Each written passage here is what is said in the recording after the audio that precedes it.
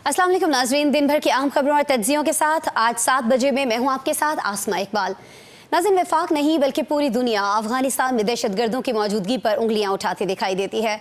अक़वाम मुत्तहिदा, आलमी इदारे, अमरीका, रूस, बरतानिया, कनाडा और 7 समंदर पार ऑस्ट्रेलिया को भी अफगानिस्तान में इंतहा पसंदों और दहशतगर्दों की मौजूदगी पर तशवीश है। अक़वाम मुत्तहिदा और दीगर आलमी इदारों के मुताबिक अफगानिस्तान में अलकायदा, इस्लामी स्टेट खुरासान, तहरीक तालिबान पाकिस्तान, बलूचिस्तान लिबरेशन आर्मी समेत 20 से ज़ायद दहशतगर्द गिरोह फ़ाल हैं। रूस की सिक्योरिटी काउंसिल के सेक्रेटरी कहते हैं कि रवा बरस अगस्त में उन्होंने ज़ाहिर ये इंकशाफ किया था कि अफगानिस्तान में तकरीबन 23,000 बैनुल-अक़वामी दहशतगर्द और जंगजू मौजूद है जो पाकिस्तान में मुतहरक हैं ही हैं, ईरान, रूस और यूरोप तक को निशाना बनाने की मनसूबाबंदी करते रहते हैं। इन इदारों की रिपोर्ट्स कहती हैं कि काबुल की अबूरी हुकूमत दोहा मुआहदे के खिलाफ वर्जी करते हुए TTP समेत बाज़ गिरोहों से ताउन कर रही है। पाकिस्तान की सिक्योरिटी फोर्सेस दहशतगर्दी के इस नासूर के खिलाफ मुसलसल कार्रवाइयों में मसरूफ़ अमल हैं।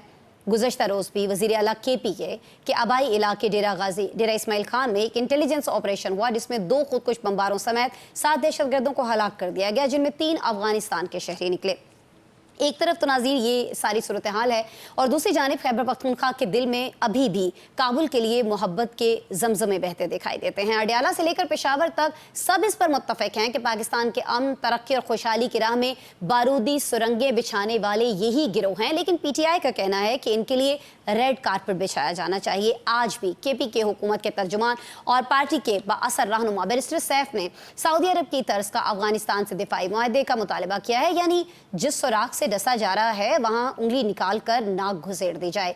हैरत अंगेज तौर पर आज ही तालिबान हुकूमत के सीनियर एहलकार ज़बीउल्लाह मुजाहिद ने दहशतगर्दों के खिलाफ पाकिस्तान के बयानात को धमकी आमेज करार दिया, बातचीत पर जोर दिया और कहा कि एतमाद साजी के लिए दोनों ममालिक के रहनुमाओं के ज्यादा दौरे होने चाहिए और यही मुतालबा PTI का है। यानी PTI और काबुल दोनों एक पेज पर हैं, तो क्या PTI को इस हवाले से कोशिश करने की इजाज़त दी देनी चाहिए? और जो काबुल TTP के सामने बेबस है, क्या उससे किसी किस्म के दिफाई मुआहदे के लिए मुआहदा किया जाना हमारे लिए फ़ायदेमंद हो सकता है, सूदमंद हो सकता है? ये तमाम अहम सवालात आज 7 बजे के पैनल के पास लेकर चलते हैं। पैनल में कौन है ये मैं आपको बता देती हूँ जी। स्टूडियो में आप देख सकते हैं सीनियर सहाफ़ी हैं, सीनियर तज़कियाकार हैं, डॉन न्यूज़ से मुंसलिक हैं, इफ्तिखार शराजी साहब हमें ज्वाइन किए हुए हैं। वीडियो लिंक पर हमारे साथ मौजूद हैं सीनियर एनालिस्ट हैं जुल्फ़कार राहत साहब, मुझे ज्वाइन कर रहे हैं लाहौर से। लाहौर ही से मोहम्मद नौशाद अली हमारे साथ मौजूद हैं, सीनियर तज्ज़ियाकार हैं, अपना तज्ज़िया हमसे शेयर कर रहे होंगे आज प्रोग्राम में हमारी रिक्वेस्ट पर। और जी कराची से मुझे ज्वाइन कर रहे हैं न्यूज़ 1 के कराची के लिए ब्यूरो चीफ इम्तियाज़ फ़ारान साहब। आप तमाम साहिबान का बहुत शुक्रिया। इफ्तिखार शराजी साहब, सर पहले तो ज़रा ये फरमा दीजिएगा कि पहले PTI का जो मौक़िफ़ है काबुल के दौरे का था, अब तो काबुल से दिफाई मुआहदे तक ये लोग पहुँच गए हैं, मुतालिबात इनके नहीं बढ़ते जा रहे हैं। अक़वाम मुत्तहिदा, बैनुल-अक़वामी इदारे और बड़े बड़े ममालिक की रिपोर्ट्स इनके बारे में मैं भी बात कर रही थी, वो यही कहती हैं कि इन लोगों से मुज़ाकरात नहीं होने चाहिए हैं और किस तरह से ये अफ़गानिस्तान की सरज़मीन इस्तेमाल करते हुए न सिर्फ पाकिस्तान बल्कि दीगर ममालिक में भी कार्रवाइयाँ कर रहे हैं, लेकिन उसके बावजूद ये बैरिस्टर सैफ साहब की तरफ से मुतालबा आना, क्या मायने है सर इसका?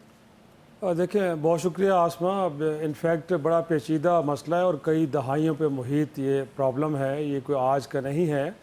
और अगर इस वक्त हम ये देखें कि एक सूबे की हुकूमत गोया के कौमी बयानिए के साथ नहीं खड़ी, तो इस पे हमें थोड़ा सा ताज्जुब तो हो रहा है, लेकिन मैं समझता हूँ क्योंकि वो सूबा एक अरसे से दहशतगर्दी को क्योंकि सह रहा है, भुगत रहा है, तो ऐसा भी नहीं होना चाहिए क्योंकि वो कौमी बयानी से हट के बात कर रहे हैं, तो उनको शायद हम उनका सहूलतकार तसव्वुर करें या ये तसव्वुर करें कि शायद वो एक ऐसे एंटिटी के साथ हमें मुआहदा या करने में मजबूर कर रहे हैं कि जो आलमी दहशतगर्दी के हवाले से एक एपी सेंटर तसव्वुर किया जा रहा है। तो मेरा नहीं ख्याल, एक तो ये है कि हमें थोड़ा सा उन कंसर्न्स को कि जो बड़े जेन्युइन हैं खैबर पख्तूनख्वा की हुकूमत के, न सिर्फ वहाँ से बल्कि ANP जैसी जमात गो के वो इस वक्त हम ख्याल है मरकज़ में मुस्लिम लीग नून और पीपल्स पार्टी की, वो भी एतराज़ कर रही है। फिर हमने बलूचिस्तान के अंदर देखा है, वो महमूद खान जगज़ई हो या मैंगल साहब हो, वो भी इसी तरह की बात कर रहे हैं।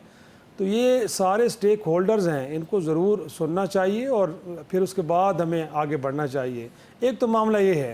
दूसरा, आपने इब्तदाई में बात की आपने कि जी आलमी सतह पर बड़े बड़े ममालिक इस बात का ख़दशा ज़ाहिर कर रहे हैं, कंसर्न्स का इजहार कर रहे हैं कि वहाँ पे 25,000 27,000 लोग मौजूद हैं, कितने बड़े ग्रुप्स हैं वहाँ पे जो आलमी अमन के लिए ख़तरा साबित हो सकते हैं। तो मैं उनसे सवाल करता हूँ कि वो किसी ज़माने में जनीवा एकॉर्ड हो या उसके बाद कतर दोहा के अंदर जो एग्रीमेंट हुआ हो या उसके बाद जितने और कोई मुआहदे हैं, उनकी पासदारी अगर वहाँ की तालिबान इंतज़ामिया नहीं कर रही तो उनकी जानिब से क्या एक्शन लिए गए हैं। एक तो ये है।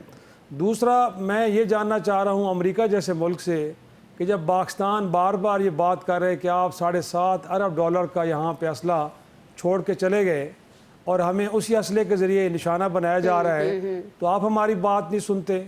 तो मेरा ख्याल में आपको ये सुनना चाहिए। फिर हम बार बार ये बात कर रहे हैं कि एक मुल्क जिसके साथ हमारी इंडिपेंडेंस डे से दुश्मनी है, भारत, गोया कि वो अफगानिस्तान की सरजमीन से बैठ के पाकिस्तान के खिलाफ एक प्रॉक्सी चला रहा है। तो भाई हिंदुस्तान तो आपके इक़्तिसादी दोस्त है, इत्तेहादी है आपका। आप उससे नहीं कहेंगे कि ये वो लोग हैं कि जो आलमी अमन के लिए माजी में भी ख़तरा बनते रहे हैं और मुस्तकबिल में भी बन सकते हैं। तो कोई भारत को भी शटअप कॉल देगा कि वहाँ से जो प्रॉक्सी इस वक्त पाकिस्तान के ख़िलाफ़ चल रही है, ये पूरी आलमी अमन के लिए बहुत बड़ा ख़तरा है। तो मैं समझता हूँ कि डुअल स्टैंडर्ड्स हैं, उनको थोड़ा सा तर्क करके हम इस मसले को हल कर सकते हैं। अगर इनकी सप्लाई लाइन कट जाती है, इनके पास स्टेट ऑफ द वेपन असला नहीं आता। अफगानिस्तान तो एक लैंड लॉक कंट्री है आसमा, वहाँ से तो ऐसा नहीं है कि आप पानी के रास्ते या कहीं और से कोई चीज़ें ला सकते हैं। अगर इस वक्त पाकिस्तान जैसा मुल्क है जिसने अपने बॉर्डर को फेंस कर लिया है, इसी तरह ईरान ने किया हुआ है और वहाँ से इन लोगों को निकाला भी गया है, हम भी निकाल रहे हैं, तो फिर क्या वजह है कि ये सिचुएशन काम डाउन नहीं हो रही? वजह ये है कि जो आलमी बिरादरी है वो डुअल स्टैंडर्ड के साथ आगे चल रही है, उसे हल होना चाहिए। और मोर इम्पोर्टेंटली हम खुद शराजी साहब दोहरे मयार का शिकार नहीं है। वफाक ये कहते हैं कि ऑपरेशन होना चाहिए है जब हम केपी में चलें, इनकी मौजूदगी की अगर सिर्फ केपी के हद तक बात कर लेते हैं। और हमें केपी की गवर्नमेंट ये कहती हुई दिखाई देती है कि जी मुज़ाकरात होने चाहिए। जो नरम गोशा है, इस पर आप मुझे बता दीजिएगा कि आपको लगता है कि ये सही है जो रवैया पीटीआई ने इख्तियार किया, या जो वफाक का बयानिया वो सही है? सर, मैं समझता हूँ कि पड़ोसियों के साथ जंगों के ज़रिए मसाइल हल नहीं किए जा सकते। तो मुझे लगता है कि इस वक्त तहरीक इंसाफ की हुकूमत के बयानी में वज़न है। और हमने लास्ट प्रोग्राम में भी ये जिक्र किया था कि हमने पूरी दुनिया से कहा था कि एंगेजमेंट के थ्रू चीज़ों को आगे बढ़ाया जाए। इस वक्त भी जहाँ जहाँ जंगें हो रही हैं, अल्टीमेटली गुफ्तगू के टेबल पे लोग जा रहे हैं। तो हम अगर वेपन के जरिए करना चाहेंगे तो मुश्किल हो जाएगी आसमा। मुझे ठीक है, आपको भी लगता है कि इसका हल जो है वो मुज़ाकरात ही के अंदर है। नौशाद साहब, सर, ज़बीउल्लाह मुजाहिद का आज एक इंटरव्यू जो बहुत सारी जगहों पर रिपोर्ट हो रहा है, उसमें उनका कहना यह है कि टीटीपी जो है वो पाकिस्तान में है, अफगानिस्तान का इस मामले में कोई लेना देना नहीं है, वो ये दावा करते हुए दिखाई दे रहे हैं। लेकिन सर, जो भी कार्रवाई होती है, कोई भी दहशतगर्दी का वाक़या होता है, इन्हीं के लोग मारे जाते हैं। पाकिस्तान शवाहिद भी सामने रखता है, दस्तावेज़ात भी सामने लेकर आता है। लेकिन ये जो ज़बीउल्लाह मुजाहिद ने इंटरव्यू दिया है, इस मौक़िफ़ के साथ आपको लगता है कि शराजी साहब की बात जो है, या जो बैरिस्टर सैफ साहब फरमा रहे हैं, या जो केपी गवर्नमेंट का एक मौक़िफ़ है कि इनसे बात करनी चाहिए, इसके साथ बात बन सकती है? इस तरह से जब वहां से साफ साफ इनकार आ रहा है कि जी हमारा तो कोई लेना देना नहीं है। बिस्मिल्लाहिर्रहमानिर्रहीम। देखिए, ज़बीउल्लाह मुजाहिद क्या समझते हैं, क्या नहीं समझते, ये उनका मसला है। पाकिस्तान क्या समझता है, ये पाकिस्तानियों का मसला है। मेरे दोस्त शराजी साहब ने ये ज़रूर कहा कि जो है ये यहाँ पर जो आलमी बरादरी है उसके डुअल स्टैंडर्ड्स हैं। लेकिन जब बैरिस्टर सैफ साहब ने ये जो बयान दिया है, पहली बात तो ये है कि जरा समझ की जरूरत है कि ये जो दिफाई मुआहिदा है, दिफाई मुआहिदा कहते किसे हैं, ये कैसे, किन बुनियादों पर होता है, ये किन ममालिक के दरमियान ये हो सकता है और किन के दरमियान नहीं हो सकता। तो अमरीकी जो सदर है, उन्होंने, याद होगा कि उनकी वीडियो वायरल हुई थी, उन्होंने कहा था कि मैंने जो बादशाह सलामत हैं सऊदी अरब के, उनके कान में कहा था कि जनाब हम आपकी सिक्योरिटी देते हैं, हमें पैसे दें। तो अगर अफगानिस्तान को सिक्योरिटी चाहिए तो वो तो फिर पाकिस्तान को पैसे वैसे दे, तो फिर तो मुमकिन है। अदरवाइज तो बाकी सारा काम जो है वो शराजी साहब से छुपा भी नहीं है। आलमी बरादरी के डबल स्टैंडर्ड जरूर मौजूद होंगे, लेकिन हमारे डबल स्टैंडर्ड्स के बारे में शराजी साहब ने गुफ्तगू नहीं की, जो बैरिस्टर सैफ या केपी के गवर्नमेंट या पाकिस्तान तहरीक इंसाफ के डबल स्टैंडर्ड्स हैं। उसकी वजह यह है कि उन्होंने ये तो बताया है कि ये सारा कुछ जो ये फैसिलिटेटर, इनको नहीं कहना चाहिए, इनको ये नहीं बताना चाहिए, इनको ये नहीं, तो फिर वो कौन सी चीज होगी जिसके बाद, वो कौन सा मेयार होगा जिसके बाद हम पाकिस्तान तहरीक इंसाफ को वो कुछ कह सकते हैं जो कहना चाहिए। असल मसला ये है, बड़ी सिंपल और सादा सी बात है। पाकिस्तान ने दिहाइयों तक गलतियों से ये सीखा है कि आप जब ट्रांसपेरेंट रहेंगे, आप अपने आप को दुरुस्त सिमत में रखेंगे, आप इस तरह की हरकतें नहीं करेंगे जो आपको एक्चुअली जेब भी नहीं देती और जो आपकी बिसात से बाहर हों, तो तब आपको लोग जो है आपके बयानिया को दुरुस्त तस्लीम करेंगे। और इस एक राह पर चलकर आज पाकिस्तान इस पोजीशन में आया है कि जो मौक़िफ़ वो इख्तियार करता है उसकी बात दुनिया सुनना शुरू कर चुकी है, उसके मौक़िफ़ को दुरुस्त तस्लीम कर रही है।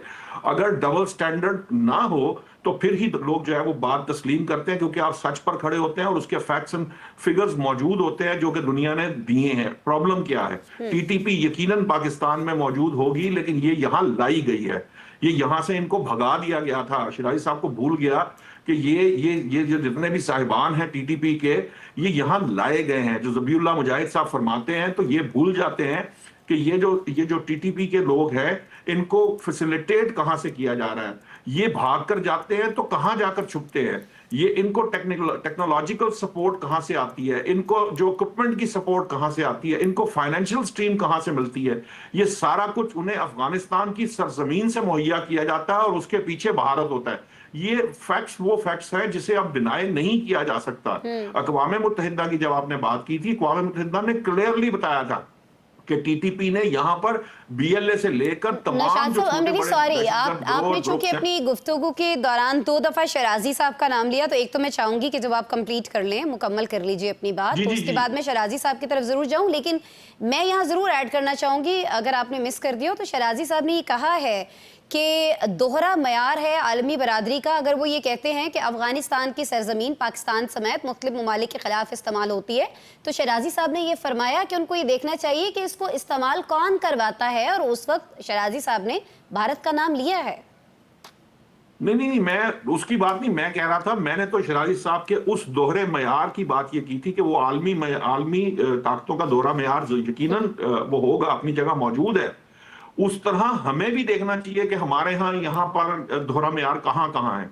जिस तरह आपने जब मुझसे सवाल कर रही थी तो आपने ये बात शिराजी साहब के जब उनकी बात से मेरी तरफ आप आ रहे थे तो आपने यही कहा कि हमारे यहाँ भी दोहरा मयार मौजूद है, जिसकी वजह से हमें ये प्रॉब्लम फेस करने पड़ते हैं। तो उसी से मैंने जो बात कहना शुरू की थी वो ये थी कि वो जो आलमी मयार या दोहरे मयार की बात है वो अपनी जगह, हमारा दोहरा मयार कहाँ है ये एक बात है। दूसरी बात ये कि मैंने जो शिराजी साहब से सवाल किया, जिसका जरूर जवाब दें शिराजी साहब, कि वो कौन सा स्टैंडर्ड होगा जिसमें जाके हम ये समझेंगे कि पाकिस्तान तहरीक इंसाफ जो कर रही है वो पाकिस्तान के खिलाफ है। जो कौमी बयाने के खिलाफ जाना, जो कि बेसिकली एक प्रोविंशियल गवर्नमेंट का सब्जेक्ट भी नहीं है, वो उस सब्जेक्ट में जो है इंटरवीन कर रही है, सही हो गया, जो उसका मैंडेट नहीं है। ठीक हो गया नौशाद साहब। रही है पाकिस्तान की सिफारती पॉलिसी विफाक तय करता है, सूबे तय नहीं करते। लेकिन क्या ये विफाक की नाकामी नहीं है कि वो पीटीआई को, केपी गवर्नमेंट को उस पेज पर नहीं ला पा रही है, क्योंकि कौमी सलामती का मामला है ना। तो फिर तो ये हुकूमत की नाकामी है कि एक अहम इशू पर आप एक बड़ी हुकूमत को कायल नहीं कर पा रहे हैं। शराजी साहब आप जरूर पहले जवाब दे दीजिएगा इनकी गुफ्तगू का, ताकि मैं फिर आगे जा सकूं। देखिए, एक तो ये जो कहते हैं ना कि टीटीपी के लोगों को यहाँ पे लाया गया, तो ये फर्द वाहिद का ये हुकूमत करनी, उसके साथ इदारे सेम पेज पे थे। फिर अगर वो आ भी गए थे, उनकी मेन स्ट्रीमिंग करनी थी, तो उसका डाटा किसने रखना था? मैंने तो नहीं रखना था, आपने नहीं रखना था। जिन इदारों की जिम्मेदारी थी उन्होंने पूरी क्यों नहीं की? आज भी मुल्क के अंदर उनके नेटवर्क चल रहे हैं तो हमारी इंटेलिजेंस एजेंसीज के ऊपर सवाल नहीं उठते। फिर तहरीक इंसाफ के बारे में कहा जाता है तो आसमां APS के सानिया के बाद जो ऑपरेशन हुआ था, क्या उसको सपोर्ट नहीं किया था उस वक्त इमरान खान की पार्टी ने? किया था। और उससे पहले मुज़ाकरात, तो मैं पहले भी आपके प्रोग्राम में अर्ज कर चुका हूँ कि 2013 में जब नवाज शरीफ इक़्तिदार में आए थे तो उस वक्त भी एक डायलॉग का प्रोसेस ऑन तो किया गया था, आगे नहीं बढ़ पाया। तो उसके बाद फिर रियासत तो उसको बार-बार रिपीट करने की क्या जरूरत है? मैं नहीं समझता कि इस वक्त आप एक पार्टी को सिंगल आउट करके ये कहें कि मुल्क दुश्मनी कर रही है, हरगिज़ नहीं कर रही। और फिर जो नौशाद ने बात की, भाई जो रिसीविंग एंड पे है, अगर मैं नौशाद के घर में आग लगी है और उसको बुझाने के लिए मैं नौशाद की बात को ना सुनूं, तो फिर नौशाद के साथ ज्यादती होगी ना कि आप आग मेरे घर में लगी है, बुझाने का तरीका आप जब तय कर रहे हैं, आप मुझे पूछ ही नहीं रहे कि यार कैसे इसको बुझाना है। लेकिन असल में बुझाने का तरीका वो है ना जो पहले नाकाम रहा है। तो बार-बार वही तरीका इंश्योरेंस कंपनियों से पैसे लेने के लिए आगे मुझे बढ़ना है। I'm really sorry नौशाद साहब बहुत माजरत नहीं, बस मैं एक बात छोटी सी क्या जी सर, जी भाई, यहाँ तो इंश्योरेंस लेने के लिए, पैसे लेने के लिए भी फैक्ट्रियों में आग लगा ली जाती है। उसको कंपेयर नहीं कर सकते ना इसके साथ। ये मामला थोड़ा मेरे ख्याल में मुख्तलिफ है और बड़ा गंभीर है और ज़ाहिर है हमारी कौमी सलामती से जुड़ा है, तो इसको बड़ा सीरियसली लिया जाना चाहिए। मैं जुल्फ़िकार साहब सर, ये जो मुज़ाकरात के हामी लोग हैं ये कहते हैं कि जब बलूचिस्तान में बेले के लोगों से बातचीत हो सकती है, वो हथियार डाल सकते हैं, तो यहाँ जो है ये मुज़ाकरात क्यों नहीं हो सकते हैं? और क्या ये वाकई हुकूमत की नाकामी है सर कि वो अपोजिशन या केपी हुकूमत को कौमी सलामती के इस अहम इशू पर कायल नहीं कर पा रही है? तो देखिए आसमा, ये बैरिस्टर साहब की ये तजवीज़ कागजों की हद तक तो बहुत अच्छी है, लेकिन ऑन ग्राउंड अगर देखा जाए तो इसमें बहुत सारी कॉम्प्लिकेशंस हैं और बहुत से इससे कोई अच्छे मैसेज भी मिल सकते हैं। मिसाल के तौर पे ये जो तजवीज़ है इसके कुछ 4-5 चीज़ों को उसका अहाता करती है। मसलन स्ट्रेटजिक इश्यूज को एड्रेस करेगी, सफारती इश्यूज को एड्रेस करेगी, पाकिस्तान के माशी और सिक्योरिटी मामलात को ये बराह रास्त एड्रेस करेगी। लेकिन देखना यह है कि क्या प्रैक्टिकली इन मामलात में हम आगे बढ़ सकते हैं। अफगानिस्तान की जो सूरत हाल है, वहाँ पे जो उनकी रेट है, जो कमज़ोर उनकी मईशत है अफगानिस्तान की, जो पाकिस्तान ने माजी के अंदर अफगानिस्तान के लिए किया, और जो वहाँ पे इंडिया का असर रसूख है, क्या अफगानिस्तान भारत के उस असर रसूख को ख़त्म करने के लिए तैयार है? वो रोमांस जो उनका पाकिस्तान के रिएक्शन में इंडिया के साथ बहुत ज़्यादा पैदा हो चुका है, क्या वो उसको ख़त्म करने को तैयार है? इंडियन सफारत खाने जो गैर ज़रूरी तौर पे वहाँ पे काम कर रहे हैं, क्या उनको वो ख़त्म करने के लिए तैयार है? क्या वहाँ पे जिसका इब्तदाइये के अंदर आपने कहा जो दहशतगर्दों की वहाँ पे एक नर्सरी पनप रही है, क्या उसको ख़त्म करने की कैपेसिटी है? क्या विल है उनके अंदर? क्या अफगानिस्तान चाहता है कि पाकिस्तान के साथ वो मिल के चले? ये बहुत सारी चीज़ें ऐसी हैं जिसको मेरा ख्याल है कि डिस्कस करने की ज़रूरत है। सिर्फ तजवीज़ दे देना काफ़ी नहीं है। और ये जो कि हमारा बॉर्डर, बहुत सारा बॉर्डर हमारा मुश्तरका है अफ़गानिस्तान और पाकिस्तान का, और बदकिस्मती से ये तनाज़ात और बदइत्मादी का शिकार भी रहा है सारा मामला। इस तजवीज़ से जो ट्रांजिट ट्रेड का इशू है, जो सिक्योरिटी के इशूज़ हैं, इन सारी चीज़ों को फ्रेमवर्क में लाया जा सकता है। लेकिन मैं अगेन ये कहूँगा कि सवाल ये है कि क्या पाकिस्तान के अदारे इस चीज़ को समझते हैं? क्या पाकिस्तान की रियासत इस चीज़ को समझती है कि आप इस एक्सेस को, जो एशियाई रियासतों तक अफगानिस्तान का ये रास्ता आपको एक एक्सेस दे सकते हैं, इसको आप इस्तेमाल कर सकते हैं। चाइना अगर आके यहाँ पे सी पैक के जरिए वो सारे समरात समेट सकता है और अफगानिस्तान के पोटेंशियल को यूज कर सकता है, तो पाकिस्तान क्यों नहीं यूज कर सकता? बदकिस्मती है आसमा, आखिरी बात, बदकिस्मती है कि हम या तो बहुत ज्यादा किसी के रोमांस में चले जाते हैं या बहुत ज्यादा किसी की नफरत में चले जाते हैं। हमारी पॉलिसी लॉन्ग टर्म्स नहीं होती। एक वक्त है कि हम उनके रोमांस में इतने चले गए, 30 लाख लोगों को हमने होस्ट किया, किसके कहने पे किया, और अपनी पूरी मईशत का बेड़ा गर्क कर दिया।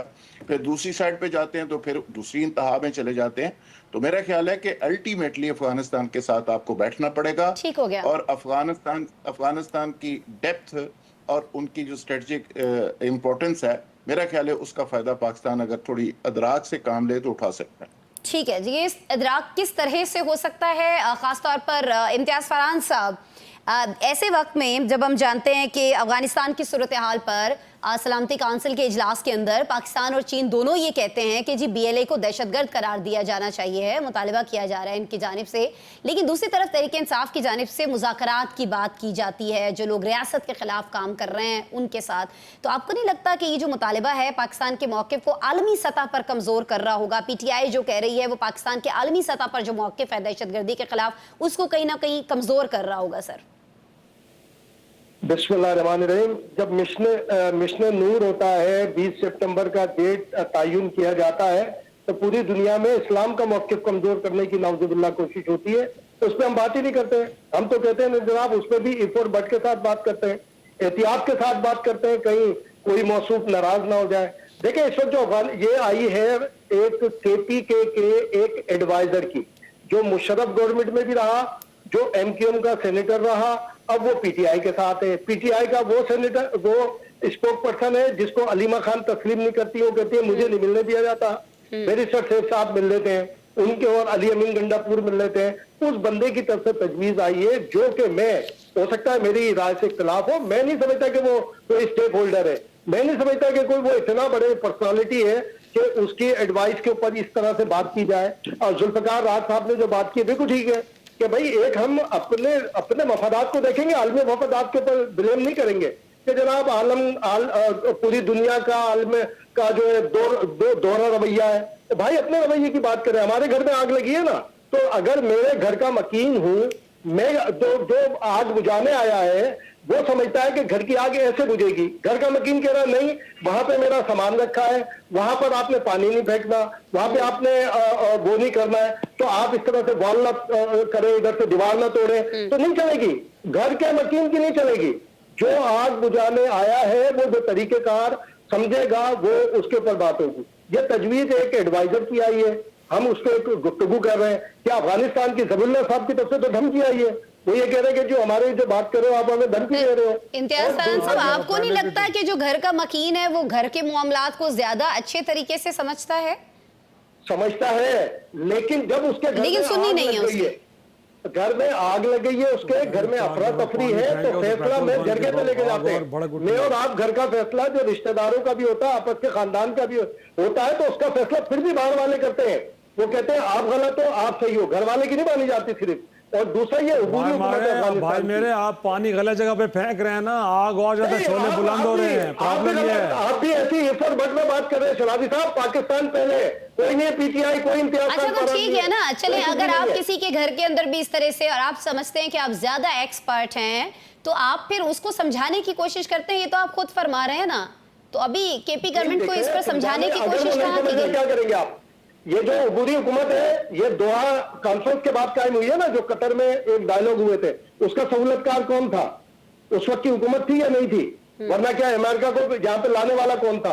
हुकूमत थी ना। हुकूमत पाकिस्तान थी या हुकूमत खैबर पख्तूनख्वा थी? खैबर पख्तूनख्वा की हुकूमत से ये डायलॉग हुए थे दोहा कतर में, या हुकूमत पाकिस्तान की जनरल फैज गए थे ना वहां पर जनरल, और उसको अबूरी हुकूमत है, नुमाइंदा हुकूमत नहीं है। ये अफगानिस्तान की नुमाइंदा हुकूमत नहीं है, अबूरी हुकूमत है जिसको अमेरिका ने मुसल्लत किया है, अमेरिका ने एक्सेप्ट किया है, मुज़ाकरात के अंदर एक्सेप्ट किया है। ये पाकिस्तान का मसला है, ये सिंध बलूचिस्तान पंजाब कश्मीर गिलगित बल्तिस्तान और खैबर पख्तूनख्वा का मसला नहीं है। ठीक हो गया इम्तियाज साहब, सही हो गया, आपका मौके सामने आ गया। आपको लगता है कि ये वफाक के करने के मामलात हैं, वफाक ही को करने दिए जाने चाहिए हैं, और जो सूबा जिसकी हम बात कर रहे हैं केपीके, वो पहले भी मुज़ाकरात के ऑप्शन पर सारा कुछ करके देख चुके हैं, उसको कोई खातिर का कामयाबी कभी हासिल नहीं हुई, इसलिए दोबारा से ये जो ऑप्शन है इसको अडॉप्ट नहीं किया जाना चाहिए है। ब्रेक लेते हैं और ब्रेक के बाद जब हम आपसे मिल रहे होंगे तो कुछ पाकिस्तानी क्रिकेट टीम की कारकर्दगी जो है उस पर बात करेंगे, जिस पे मैं आप हम सब बहुत ज़्यादा नाला हैं, बहुत ज़्यादा नाखुश हैं। इस नाखुशी को खुशी में कैसे बदला जा सकता है, कभी हम देखेंगे क्रिकेट के मैदान से हमारे लिए कोई अच्छी खबर आएगी नहीं आएगी, इसी को डिस्कस करते हैं ब्रेक के बाद।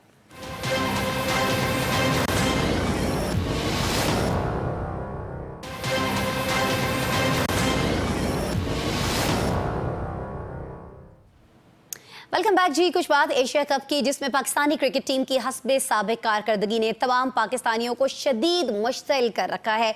भारी भारी तनख्वाहों पर कौमी क्रिकेट टीम के खिलाड़ियों के हल्के खेल ने शायकीन की दिलचस्पी तकरीबन ख़त्म कर दी है।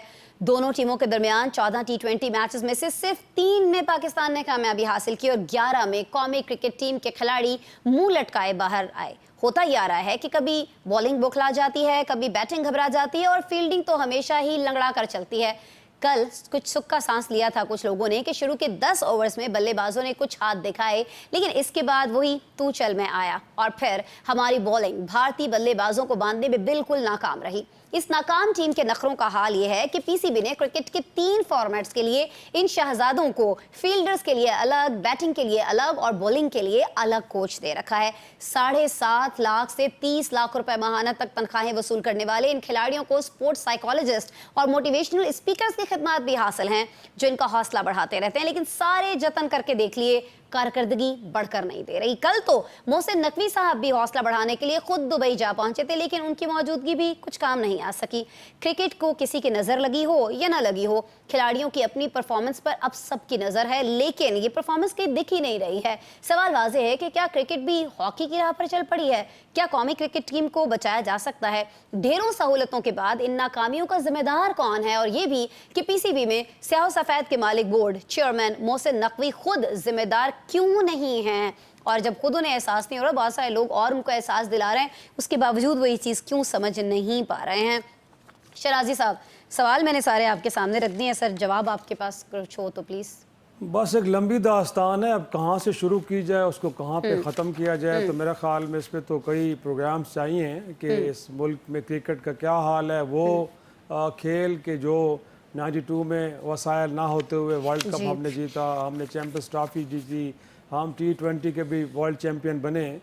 तो मेरा ख्याल में एक तो जो इस वक्त हमारे इदारे के PCB के सरबराह हैं, उन्हें चाहिए कि इस मुल्क के अंदर बहुत सारे काम उनके ज़िम्मे और भी हैं, बिलखुसूस इंटरनल सिक्योरिटी बहुत बड़ा। हमने पहले सेगमेंट में ही रोना तो रोया है कि इस मुल्क के अंदर दहशतगर्दी कहाँ जा पहुँची है और उसको लेके हमारे इख्तलाफात कितने बढ़ गए आपस के। तो ये तो इंतज़ाम उनके पास है।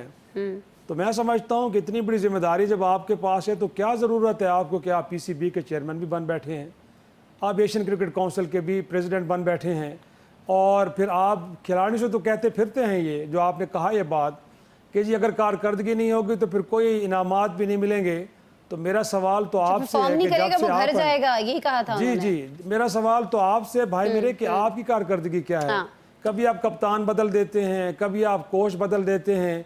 हालत ये है कि जिन लोगों को आपने कैटेगरी A और B में सेंट्रल कॉन्ट्रैक्ट दिया है वो डगआउट में बैठे हैं, और जो ना 3 में ना 13 थे वो क्रिकेट खेल रहे हैं। तो खुदा का वास्ता दुनिया में कहाँ ऐसा होता है जैसा आप कर रहे हैं। गोया कि आपने खिलाड़ियों का जो कॉन्फिडेंस था उसको जीरो पे लेके आ गए हैं। किसी को नहीं पता कि वो कल का मैच खेलेगा कि नहीं खेलेगा, किसी को नहीं पता कि वो टीम में है कि नहीं है।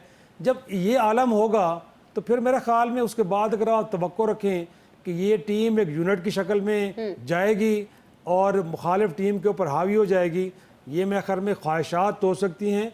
बट उसके मुकाबले में आप देखें कि हिंदुस्तान और जो बाकी जितनी भी टीमें हैं, गोया कि वो कितना मेरिट पे यकीन रखती हैं, कितना खिलाड़ियों के लिए फ़िज़िकल ट्रेनिंग, उनके टेक्निक्स जो कुछ भी हैं, और वो इस तरह के तजर्बात नहीं करते कि हमें पता चले कि 3 महीने के लिए एक कोच आ रहा है, उसके बाद वो कोच जब छुट्टियों पे जाता है वहीं से एक ईमेल कर देता है थैंक यू वेरी मच, मैं आगे लिए अवेलेबल नहीं हूँ। तो ये सूरत हाल मेरे ख्याल में पूरी दुनिया में जग हसाई के पास बन रही है हमारे लिए। इन चीज़ों को एड्रेस होना चाहिए। More importantly right man for right job. Kindly Mohsin Naqvi साहब, आप बहुत अच्छे होंगे, मुहिब वतन होंगे, आपको इस मुल्क का हर हवाले से दर्द होगा। आप भले सारे काम कीजिए बट क्रिकेट किसी उस शख्स के हवाले कीजिए जिसको इसकी समझ है, क्योंकि इस मुल्क के 26 करोड़ लोगों की बड़ी सेंटिमेंटल अटैचमेंट है इस खेल के साथ। हम जब जीतते हैं तो पूरा मुल्क जी उठता है, और जब हम हारते हैं तो मरे पड़े होते हैं। और आप हमें मार भी किन से पड़वा रहे हैं? वो एक उस मुल्क से कि जिसको हमने मैदान जंग में चारों शान चित किया है।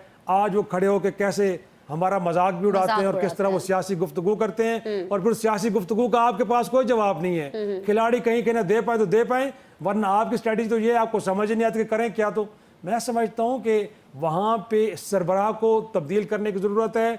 उसके बाद इस मुल्क के अंदर बहुत सारे ऐसे खिलाड़ी मौजूद हैं जो आज दीगर टीमों को कोचिंग कर रहे हैं। मुश्ताक अहमद हो, इंजमाम हो, बाकी हो, जिनसे बाकी लोगों ने फायदा उठाया है। यहाँ पे उनको पूछता कोई नहीं है। ठीक है, एक तो जो हमारे पास टैलेंट मौजूद है उसको जाया कर रहे हैं। दूसरी बड़ी वजह, इम्तियाज फरहान साहब, आप ये नहीं समझते कि हम नए टैलेंट को तलाश करने के लिए कुछ नहीं कर रहे हैं? जिस तरह से कॉलेजेस में कुछ मुकाबले होने चाहिए हैं, यूनिवर्सिटी में खोज लगाई जानी चाहिए कहाँ पर कौन सा स्टूडेंट है। हमारे पास खेलों के मैदान नहीं है, परफॉर्मेंस दिखाने के लिए लोगों के पास जगह नहीं है। तो फिर वही जो पुराना टैलेंट, वैसे इसको टैलेंट नहीं कहना चाहिए, जो लोग हमारे पास मौजूद हैं उनको हम यूटिलाइज करने की कोशिश कर रहे हैं, और फिर कोई पॉलिसी नहीं है उस तरह से पॉलिसी मेकर्स की जानिब से। तो जिम्मेदारी किस पे डालें फिर इम्तियाज साहब? देखें, जो शराजी साहब फरमा रहे हैं बात सही है। राइट पर्सन इस वक्त मौजूद नहीं है PCB के अंदर, और खास तौर पर उस वक्त जब बिल्कुल PCB के सरबराह को बिल्कुल मुकम्मल इख्तियारात होते हैं और वो हर फैसला करने का, यानी कि जिम्मेदारी तो नहीं लेता लेकिन हर फैसला करने का इख्तियार जरूर इस्तेमाल करता है। मोहसिन नकवी साहब को बिल्कुल ठीक है कि भाई मुहिब वतन है आप, हम किसी किस्म की बात आप इस हवाले से कोई भी शक शुबा नहीं कर रहे, लेकिन आप राइट पर्सन नहीं है। ये साबित हुआ है, प्रूव हुआ है, वन टाइम नहीं, यानी बार बार ये प्रूव हुआ है कि आप उसको सही से चेकअप नहीं कर सके। आपने अपनी जिम्मेदारियों को निभाने के लिए अपने कई एडवाइजर्स रखे, उसमें कई एडवाइजर आपको छोड़ के चले गए थोड़े अरसे के बाद। उन्होंने कहा जी मैं नहीं कर सकता, किसी भी वजह से उन्होंने माजूरी जाहिर कर दी। इट मीन्स के जो टॉप के ऊपर जो बैठे जो अथॉरिटी है उसमें कोई तब्दीली लाने की जरूरत है। एक तो ये हो गई।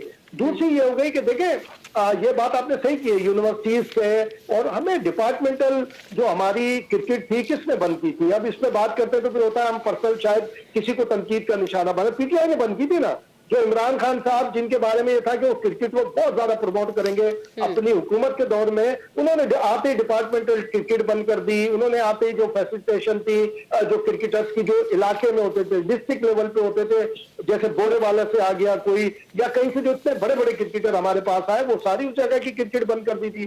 खेल के मैदान, मैंने तो आपको पिछले प्रोग्राम में भी कहा था, नेशनल स्टेडियम की जब जगह पे कब्जा हो रहा था, आरिफ अलवी ने प्रेस कॉन्फ्रेंस की, दूसरी प्रेस कॉन्फ्रेंस उन्होंने 2003 में जब तौकीर दिया पीसीबी के चेयरमैन थे, चेयरमैन ने रुकवा दी थी इमरान खान साहब ने कि भाई ये दूसरी नहीं करेंगे, आरिफ अलवी जिंदा है, मौजूद है, उनसे पूछ लें। तो हमें ये अभी इस वक्त की बात करेंगे हम, तो ये बिल्कुल ठीक है, शराजी साहब का भी, दूसरे दोस्तों का कोई और जो भी ख्याल हो कि मोहसिन नकवी साहब को रजाकाराना इस्तीफा दे देना चाहिए या रजाकाराना फाइट में हो जाना चाहिए कि जनाब ये कोई और जो रेलेवेंट पर भले अपना नॉमिनेट कर दें, कोई किसी को रिकमेंड कर दें, लेकिन वो भी बंदा राइट पर्सन हो। ऐसा नहीं हो कि वो ओबलाइजिंग पर्सन हो कि उसको ओबलाइज किया जा रहा हो। ठीक हो गया। नौशाद साहब, आप समझते हैं कि इसका वाहिद हल जो है टीम की कारकर्दगी बेहतर बनाने के लिए वो मोहसिन नकवी साहब का इस्तीफा ही है? ये मामला जो है, ये जो अब की बहस है, असल में बना ये सारी बहसें हम उस वक्त भी कर रहे थे जब नजम सेठी साहब थे चेयरमैन, ज़का अशरफ साहब थे, फिर रमीज राजा साहब को लाया गया तो भी यही बहसें थी। तो पता नहीं क्यों मुझे ये लगता है, मुझे तो कोई गर्ज नहीं है पीसीबी के चेयरमैन से, वो क्या है कौन है वो तो एक अलग डिबेट है। मेरा मसला ये है कि असल प्रॉब्लम सिर्फ ये है कि हमारे यहाँ जो एक बड़ा मसला है वो है कि जो हमारे टीम के अंदर एक सियासत निकल आती है और हमारे यहाँ ग्रुपिंग होती है, या ये जो आपसी मामलात हैं ये बहुत ज्यादा प्रॉब्लमैटिक है, और शायद इसकी वजह से हमारे टीम के अंदर वो स्पिरिट नहीं, जिसको टीम स्पिरिट कहा जाता है, ये एक मामला है। दूसरा मामला जो था वो था एक्चुअली जो हमने ब्रीडिंग ग्राउंड्स खत्म कर दी, सारी की सारी क्रिकेट जिस तरह से पैदा होती थी इस मुल्क के अंदर और पनपती थी, वो पैदा होने वाला टैलेंट तो मौजूद है लेकिन उसके पनपने के मौके जो थे वो सारे हमने खत्म कर दिया। मुझे याद है जब हम लोग इस उम्र में थे तो अंडर 19 हुआ करती थी, फिर उसके बाद आपके पास इदारे होते थे जो क्रिकेट को प्रमोट करते थे, फिर हम इंटर कॉलेज खेलते थे, इंटर यूनिवर्सिटी खेलते थे, इंटर स्कूल खेलते थे, ये सारा कुछ खत्म कर दिया गया। मेरी नजर में ये जो तरीकेकार है, इंस्टेड के आप पीएसएल के जरिए प्लेयर्स ढूंढें या दूसरे किसी तरीके से ढूंढें, हमारे यहाँ ये जो क्लब क्रिकेट थी या ये जो स्कूल लेवल पे, कॉलेज और यूनिवर्सिटी लेवल पे, अगर हम ये क्रिकेट का जो तरीकेकार है जिसको खत्म किया गया, अगर उसको जारी करें दोबारा से और मेरिट को इंश्योर कर लें, मेरिट एक वो वाहिद रास्ता है जिसके जरिए आपकी जो टीम है वो परफॉर्म कर सकती है। ये जो चेयरमैन पीसीबी है ना, ये भी एक सियासी डिबेट है उसी तरह की जिस तरह की मैं बात कर रहा हूं कि टीम में शुरू हो जाती है। ये पता नहीं वो हमारे कहने से, मेरे और आपके कहने से कोई बंदा जो है वो रजाकाराना तौर पर जबरदस्ती या खुश सलूबी से या बुरे सलूक से जाए या ना जाए, वो उनसे जबरदस्ती वाली तो बात हम में से किसी की मजाल ही नहीं है, हमने इसीलिए रजाकाराना का लफ्ज इस्तेमाल किया है। लेकिन नौशाद साहब, आप मुझे बस हाँ या ना में जवाब दे दीजिएगा, आपको लगता है कि वो इंसाफ कर पा रहे हैं? फुल टाइम उनकी जॉब है वजीर दाखिला के तौर पर, वो जिम्मेदारी सही से निभा रहे हैं, नहीं जिम्मेदारी निभा रहे हैं, उस पर भी सवालात उठते हैं, तो आपको लगता है कि फिर उनको चेयरमैन का ओहदा अपने पास रखना चाहिए? मेरी राय में एक सेनेटर, फिर वजीर दाखिला, मेरा ख्याल है कि हमारे यहाँ सिक्योरिटी पर्सपेक्टिव में जो दाखिला की वजारत है, जो उसका वजीर है, उसके पास तो सर खुजाने की फुर्सत नहीं, पता नहीं वो सो भी कैसे सकता है, सोने का भी वक्त शायद नहीं होता उसके पास। तो मेरा नहीं ख्याल कि उनके पास जो है पीसीबी होना चाहिए, ये मेरी राय है। अब उन्होंने रखा हुआ है, ये उनकी मर्जी है, वो इंसाफ कर रहे हैं या नहीं कर रहे, मेरी नजर में वो शायद करना मुमकिन नहीं है। मैं जो असल मामला है उसकी तरफ आ रहा था, मैंने जो बात की, ठीक है ये सारा तो एक अलग डिबेट है, लेकिन असल बात यह है कि चेयरमैन चाहे क्रिकेट से हो चाहे राइटमैन की बात की जाए, जब तक आपके यहाँ दोबारा वो ब्रीडिंग सिस्टम पूरा प्रॉपर शुरू नहीं होगा जो एक ट्रेडिशनल सिस्टम था, और दूसरा मेरिट नहीं आएगा, तब तक आपकी टीम में वो टीम स्पिरिट नहीं आएगी। आप वजह फरमा रहे हैं, और जिस तरह से शराजी साहब ने बात की कि देखें जो आपका पुराना टैलेंट था उसको आपने जाया कर दिया, बाहर से कोचेस लेकर आ रहे हैं, अपने लोगों को आप कुछ नहीं समझ रहे हैं, लेकिन वहीं पर नए टैलेंट की भी शराजी साहब ने भी, दीगर ने भी बात की। जुल्फकार साहब, भारत को अगर हम देखते हैं तो उनकी जो मौजूदा टीम है वो तकरीबन नई है, वहां पर लोगों को मौके दिए जाते हैं, नए टैलेंट को सामने लाया जाता है। अभी नौशाद साहब भी यही फरमा रहे थे, बाकी मेहमानों ने भी, हमारे पैनल ने यही बात की कि नए लोगों को मौका दिया जाना चाहिए। तो आपको लगता है कि यही एक वाहिद हल है, या आपको लगता है कि नहीं, अगर चेयरमैन से शुरू किया जाए और फिर दूसरे मामलात आए तो फिर ठीक हो जाएगी हमारी क्रिकेट? देखिए आसमा, मोहसिन नकवी साहब को खराज तहसीन सारे दोस्तों ने पेश कर दिया। सियासत, सिफारिश, पसंद नापसंद का मामला अपनी जगह। मैं इनसे हटके कुछ 3-4 पॉइंट्स की निशानदेही करना चाहूँगा। गो कि मैं को टेक्निकली क्रिकेट को उस तरह से नहीं समझता, लेकिन जो मैंने इसको ऑब्जर्व किया एक क्रिकेट फैन के तौर पे, जाहिर हमारे डीएनए के अंदर क्रिकेट है। अब सारे लोग खुश होते हैं, जिस तरह शराजी साहब ने कहा कि हम हार जाते हैं तो पूरी कौम एक मायूसी का शिकार हो जाती है, जीत जाते हैं तो सारे मुल्क के अंदर खुशी की लहर फैल जाती है। बुनियादी वजह यह है कि सबसे पहला इशू तो यह है, नंबर 1, कि हम इंडिया के खिलाफ अक्सर मैच क्यों हार जाते हैं, जिससे हमें बहुत ज़्यादा तकलीफ होती है। तो इसकी बुनियादी वजह यह है कि इसकी वजह क्रिकेट से ज़्यादा हमारा माइंड सेट है। हमारा जितना प्लेयर्स हैं वो प्रेशर में चले जाते हैं, दबाव में चले जाते हैं, और दबाव से निकालने के लिए इस पे कोई काम नहीं किया जाता कि अपने खिलाड़ियों को कम से कम समझाया जाए कि इंडिया के खिलाफ आपने खेलना कैसे है और उसकी तैयारी कैसे करनी है, और उसके लिए कोई काम नहीं किया जाता। और हमारे सारे खिलाड़ी अंडर प्रेशर खेलते हैं इंडिया के खिलाफ। दूसरी इसकी वजह यह है कि डोमेस्टिक सिस्टम है। भारत के पास आईपीएल जैसा एक बड़ा प्लेटफॉर्म है जहां पे उनके सारे खिलाड़ी ग्रूम होते हैं, खेलते हैं, सीनियर खिलाड़ियों के साथ खेलते हैं, और वहां से निकल के वो एक सिस्टम के जरिए आगे सेटअप के अंदर आते हैं। हमारे यहाँ ऐसा बदकिस्मती से कोई ग्रूमिंग का, कोई ट्रेनिंग का, कोई इस तरह का बड़ा प्लेटफॉर्म को सिस्टम नहीं है। पहले भी तो नहीं था सर, पहले भी हमारे पास कोई पीपीएल नहीं था ना, लेकिन वकार यूनुस भी आते थे, शायद आफरीदी जैसे नाम भी आए, और भी बड़े बड़े खिलाड़ी हमारे पास मौजूद रहे। वो ठीक है, आप ठीक कह रहे हैं। ये बदकिस्मती से जिस तरह हर शोबे के अंदर हम तनजली का शिकार हो रहे हैं, तो उसी तरह जाहिर है माजी की क्रिकेट को हम क्या डिस्कस करें। शराजी साहब ने सही कहा कि इस पे तो घंटे लग जाएंगे। एक वक्त वो था कि आप वर्ल्ड चैंपियन थे, तो आज आप अपनी हालत। तीसरा पॉइंट इसमें यह है कि प्लानिंग और मैनेजमेंट की है। इंडिया हमेशा हिकमत अमली से आता है, प्लानिंग से आता है, सोच के आता है। हमारी आखिरी लम्हे प्लानिंग हो रही होती है, और हमें समझ नहीं आ रही होती कि सारे डिसीजंस आखिरी वक्त में कर रहे होते हैं। चौथा पॉइंट इसमें यह है फिटनेस और फील्डिंग का, कि भारत की जो फिटनेस और फील्डिंग है वो पूरी दुनिया उसको मानती है। हमारी बदकिस्मती से हम प्रोफेशनली अपने खिलाड़ियों को उस तरह से ट्रेन नहीं कर सके। पहले भी मैं कह चुका हूं कि कभी हमने इनको तबलीग पे लगा दिया, कभी किसी चीज पे लगा दिया, लेकिन जिस काम पे लगाना था उस काम पे बदकिस्मती से हम नहीं लगा सके। ठीक है जी, ये 4 बड़े अहम पॉइंट्स हैं जुल्फकार साहब। मैच होता है, मुझे ब्रेक लेना है, बहुत माजरत, ब्रेक लेते हैं। ब्रेक के बाद आपसे दोबारा मिलते हैं। तो बलूचिस्तान के हवाले से जी एक अहम फैसला किया गया है कि वहाँ मनशियात के ख़िलाफ़ जो है वो ऑपरेशन होगा, और ये ग्रैंड ऑपरेशन होगा, क्योंकि इसकी हिदायत जो हैं वो फील्ड मार्शल आसिफ मुनीर साहब की जानिब से आती हैं। इसको डिस्कस कर लेते हैं ब्रेक के बाद।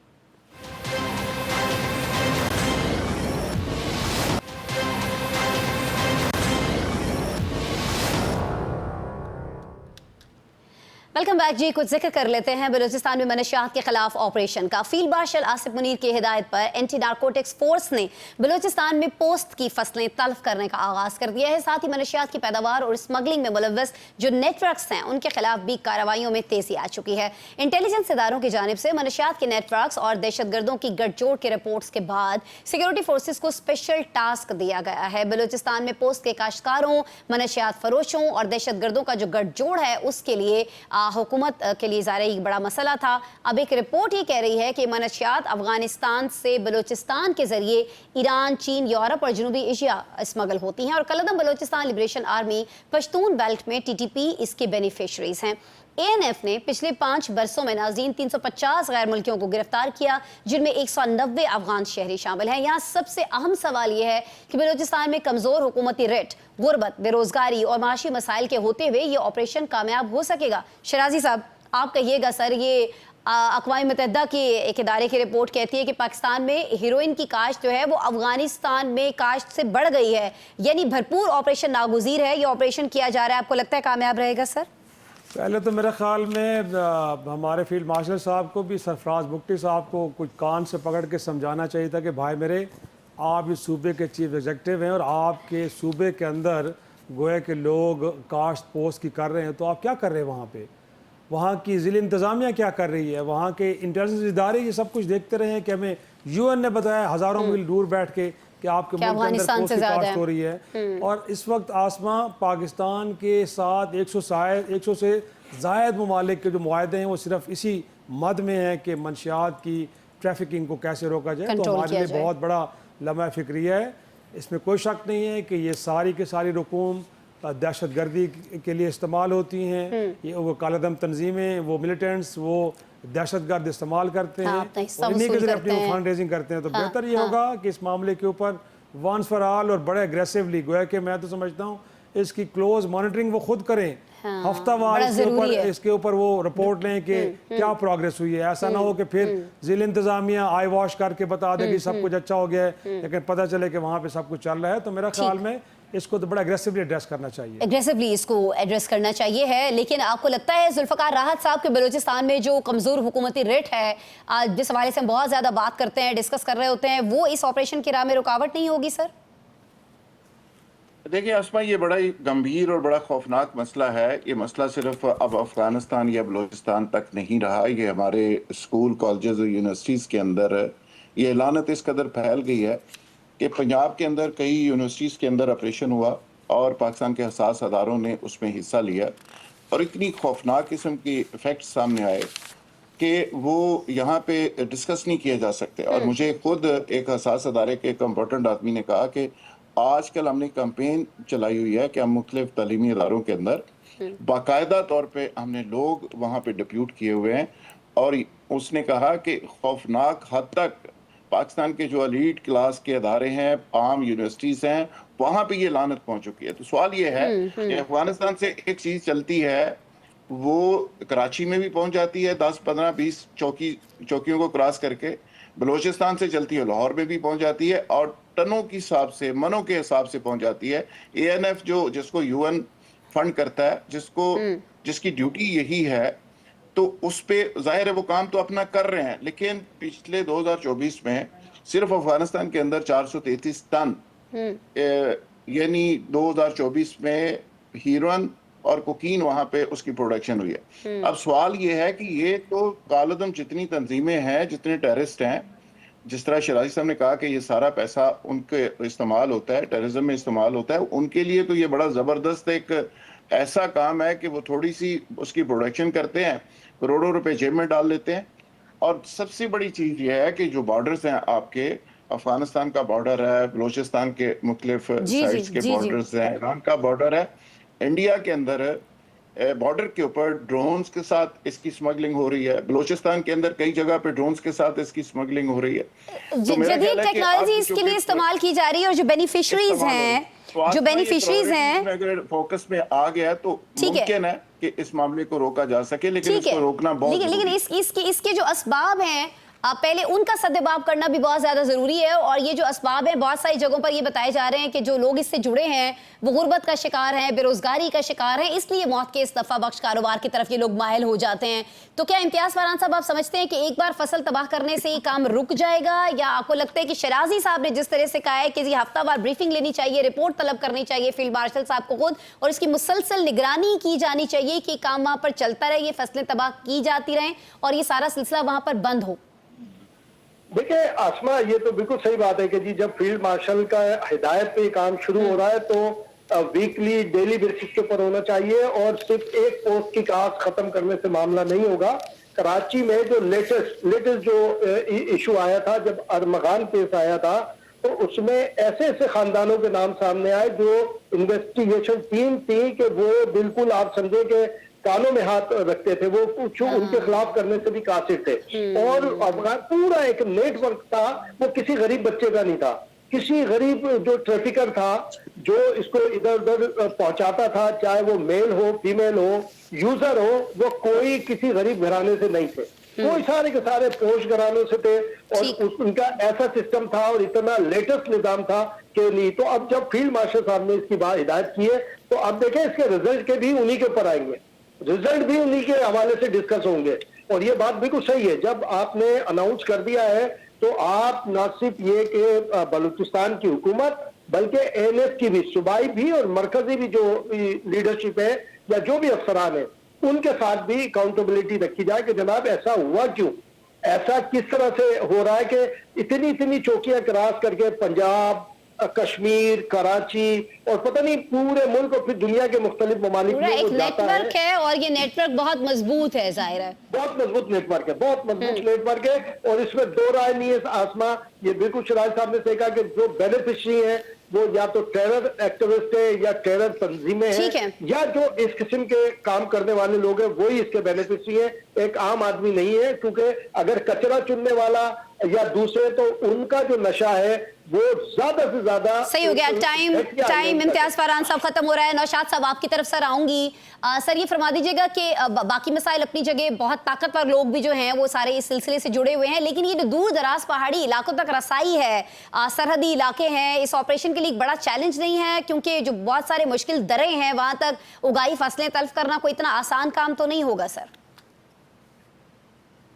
देखिए, अगर उन फसलों को का पता चलाया जा सकता है तो उनको खत्म भी किया जा सकता है। और ये मेरे हिसाब से फील्ड मार्शल साहब को इसके अंदर इंटरवीन इसीलिए करना पड़ा है कि ये जो आप ताकतवर हल्के जिनकी बात कर रहे हैं, ये इसके बारे में एएनएफ ने कोई ऐसा रिपोर्ट किया होगा जिसकी बुनियाद पर ये जो फील्ड मार्शल की इंस्ट्रक्शन की जरूरत पेश आई है, ताकि एक शेल्टर मिल जाता है ना कि जी ये ताकतवर तरीन जो शख्स की तरफ से जब कहा गया, अथॉरिटी की तरफ से कहा गया, तो ये तय है कि ये होना है।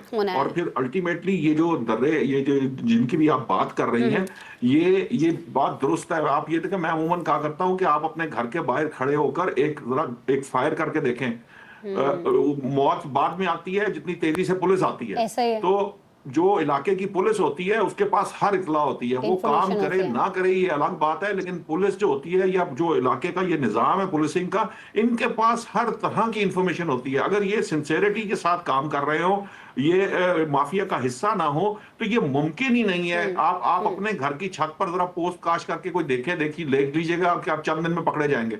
असल मामला ये है, ये सिर्फ और सिर्फ नेक नीयती का मामला है और ये जो माफियाज के हाथों में खेलने का मामला है। ये जो ताकतवर हल्के जिनकी ये बात की है ना अभी इम्तियाज फरहान साहब ने, ये बड़ा इंपॉर्टेंट है कि जो लोग बहुत पैसा कमाते हैं वही लोग इन रैकेट्स को चलाते हैं, और वो लोग इसमें शामिल इसलिए होते हैं कि वो इन्फ्लुएंशियल होते हैं, वो अपना इन्फ्लुएंस का इस्तेमाल करके रास्ते बनाते हैं जिससे ये माफियाज काम करते हैं। और ये तमाम माफियाज जो हैं ये अल्टीमेटली इन द एंड जो है ये टेररिज्म को कहीं ना कहीं से इनडायरेक्टली ये वाबस्ता होते हैं और उसको सपोर्ट कर रहे होते हैं। सही हो गया सर। प्रोग्राम का वक्त सर खत्म हो गया। नौशाद साहब बहुत शुक्रिया आपका, आप हमारे साथ मौजूद रहे। इम्तियाज फरहान साहब, इफ्तिखार शराजी साहब, जुल्फ़िकार राज साहब, आप तमाम लोगों का बहुत शुक्रिया। नाज़रीन, आपने प्रोग्राम देखा, कल आपसे मुलाकात हो रही होगी। ख्याल रखिएगा अपना।